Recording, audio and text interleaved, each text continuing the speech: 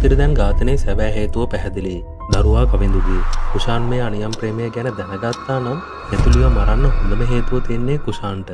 විමුක්තිය කුෂාන්ව ප්‍රශ්න කිරීම කාමරයට ගෙනාවා.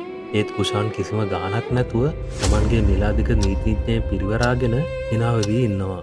යාවද සිරමැදිරේ ඉන්න කවිඳුට ඇහෙනවා එතුලිය ගැබිනියක් වෙලා හිටපු බව. තමන්ට ආදරේ පමණක් නොව ඉපදෙන්න හිටපු තමන්ගේම දරුවාත් අහිමුණා කියලා තේරෙද්දි කවිඳු යකඩකූරු බදාගෙන අදෝත බැල්ලේ තරම් වේදනාවකින් කෑ ගහලා අඬනවා. විමුක්තිය කොච්චර උත්සාහ කළත් කුෂාන්ව කොටු කරගන්න බෑ. එතුලිය මියගිය වෙලාවේ කුෂාන් තමන්ගේ ඔෆිස් එකේ බෝඩ් මීටින් එක හිටපු බවට සාක්ෂි 20ක් තියෙනවා. විමුක්තිය ආයමත් මුලින්ම CCTV දර්ශන පරීක්ෂා කරනවා.